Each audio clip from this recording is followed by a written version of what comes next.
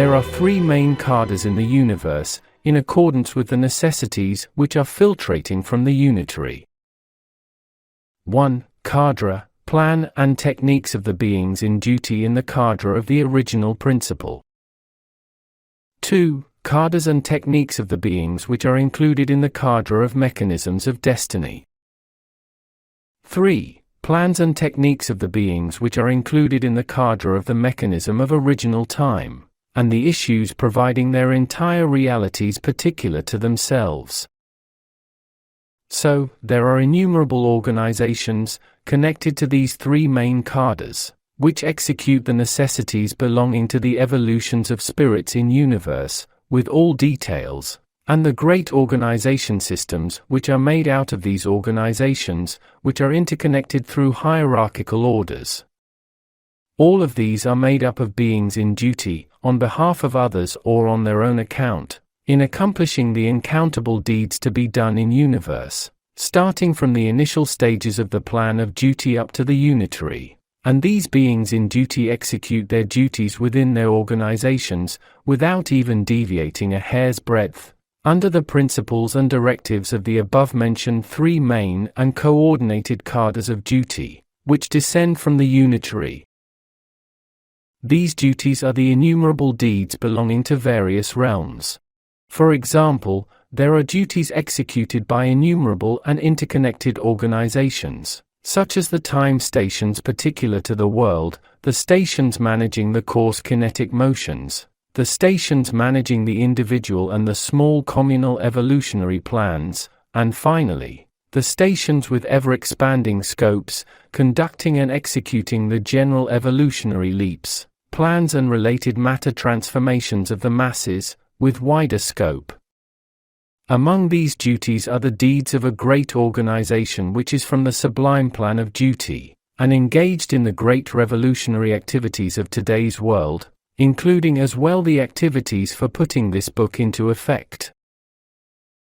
So, in this way, the beings engaged in the universe deeds with ever-increasing scope, take a stand proper to the merit of duty in accordance with duty, within a system organization, and a principle of coordination and cooperation and an order of hierarchy.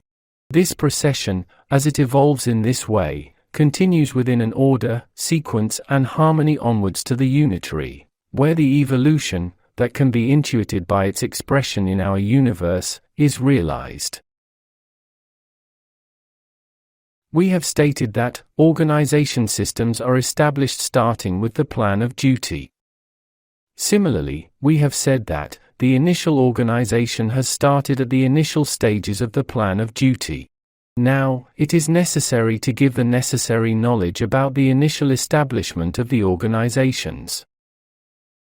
Previously, it has been mentioned that mankind, having completed their time in the world, cannot directly pass to the plan of duty and will remain in a semi-subtle realm for a while. For, before mankind passes to the plan of duty, they need to regulate some aspects of their life which they cannot yet complete in the world, in accordance with the necessities of the world, which are, for example, the current circumstances of the world, and it is only possible for them to live for a while in this semi-subtle realm. As to the semi-subtle realm, there, all of the world realities and conditions have ended, but the new states of that place are preparatory to the duty and complementary for the deficient sides of mankind. And this deficient side is the true aspect of love that will manifest there, which mankind intuited but could not recognize while in the world. That place is a plan of love. In this plan, the comprehension of duty in the plan of duty has not yet begun, but within the applications and obligations of the love in there, in qualities unknown by mankind, there are components which gradually constitute the merits of comprehension of duty. Of course, these preparations in there are subject to perceptual time technique which is beyond simple time comprehension. So, after the beings who have passed into the semi-subtle spend some time in there and did sufficient preparations, they gradually start, in groups of 3 or 5, to do initial preparations belonging to the necessities of the plan of duty. The only point which can be intuited by mankind about the communications in these groupings is the concept that love has various variations which shift towards the duty. However, mankind can understand neither this love nor its variations in the true sense. So, these beings who render the last preparations of entering the plan of duty, with their small constituted groups, during their applications pass to the initial stages of the plan of duty, by shifting with a silent, undetected and extremely sweet flow, and they are immediately assigned with deeds belonging to the initial stages of the plan of duty. They now become the beings in duty in carrying out the plan of duty, working as individuals while preserving their small group in there, because of the mechanism of adaptation which we explained above in detail. Since, in there are no transitions such as death and rebirth, unlike in the world, this transition occurs, as we have said, as an awakening, and with very sweet impressions. In the semi-subtle realm, there is no death. For, the subtlety of matter in there does not entail such intense transitions. These states are only imperatives which are valid in the coarse matter cosmos belonging to our world. In the plan of duty, there is no question of uniqueness, that is, any activity as a single individual. In there, only groups work. However, each group is considered a single individual.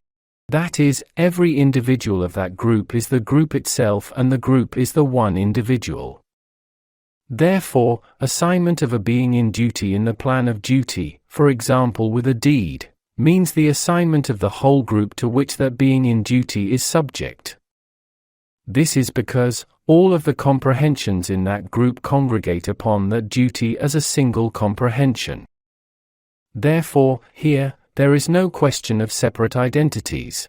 And this is one of the characters, which is unknown and impossible to apply in the world, of the wholeness in the plan of duty.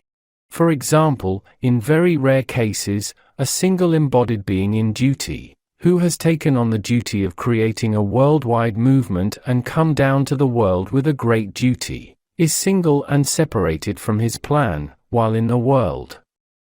However, he is not a single being who is a member of his plan which supports him, but the organs of the organization in a state of unity to which the whole of that being is subject. We have said that the plan of duty is the plan of adaptation to the necessities. Therefore, it becomes an imperative for the comprehensions which have adapted to necessities, to harmonize with each other, and to constitute a unity. In this way, a duty group or a single organism, made up of 3 or 5 persons who have passed to the plan of duty, begins to do its first duty within a complete cooperation. This first duty is deeds belonging to the lowermost stages of the plan of duty. For, starting from this stage, on the path to unity, there are infinite stages more to go through in order to reach the purpose, that is, to adapt the whole of the original necessities, and to merge completely with the harmony. Between the unitary and these initial stages of duty, there are innumerable activities, deeds, duties and states. However, even at these initial and relatively simple stages, there are very great deeds and duties in world measurement. For example, they are assigned with the evolution of a man in the world, a part of the beings in duty, and who support the more or less small and large groups, such as guardian spirits, guardian angels, helpers. Teachers of the classical spiritualists, occultists and mystic schools are generally the beings who belong to this stage of the plan of duty.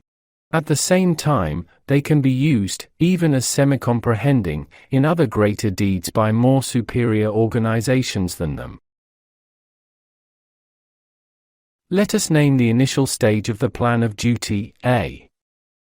Here, as the duty groups works, of course, they are always under the control and even directives of the influences coming from above. Actually, this situation is valid and imperative at all stages of the plan of duty up to the unitary. The symbol of the cone of light descending from the unitary, which we previously gave, always explains this imperative. As a duty group works at Plan A, under the supervision of a higher group of duty at Plan B, we call the higher group B as the organizer, and the group at Plan A, the organ.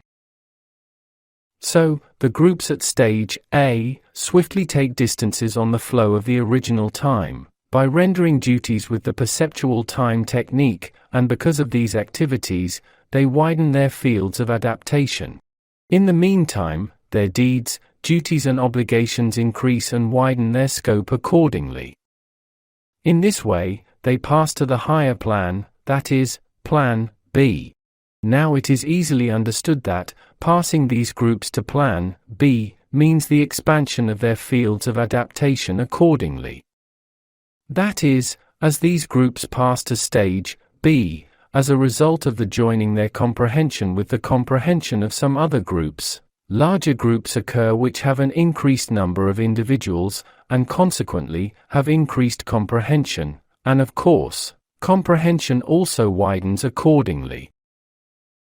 This means that, rising from the lower stages to the higher stages, at the higher stages, numbers of groups decrease as individuals of groups increase.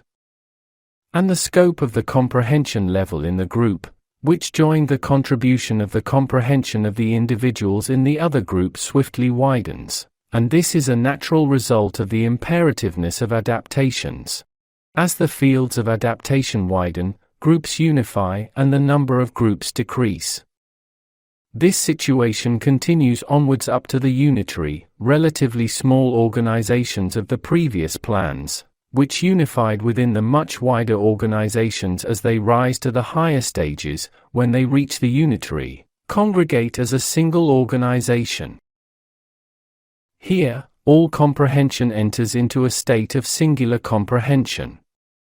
That immense comprehension becomes a force which can be intuited by no man. Now, it cannot be named as an organization or a plan. It is, as becoming one and single, everything within the wholeness of the force belonging to the universe with all possibilities, necessities, comprehensions, and the whole of the universe. And we can only express this as the comprehension of unity, which we call the unitary. Here, we will state a point, which we previously mentioned, for the last time. It should not be thought that, with the above expressions, a theory of pantheism has been meant which is valid in the world. What has been said here are only necessities and truths belonging to the matter universe. In the book it has been repeated over and over that, the matter universe is but a means, as well. The end of these means is, the realization of the part of the needs of the spirits belonging to our universe, which we can name as evolution, and this is expressed by the unitary. Therefore, the knowledge given in the above sentences belong only to what is afoot in our universe. Beyond it, there are such endless needs and truths and unattainabilities that even the word infinity is a far cry to express it, and the universe cannot afford them and universe comprehension cannot reach them. Actually, as has been openly stated in the first parts of the book, the purpose of all these universe events and universe occurrences is the realization of the states of the truths, which we call spirits that we never know about their qualities, which are accepted as the evolution belonging to our universe, and symbolized by the concept of need. And the unitary, which we cannot completely comprehend, is the expression of this realization. Everything comes to the universe from there, the universe is governed from there. The plenary beams of light, which conduct the universe and make the universe exist by becoming every speck of universe, gush from there.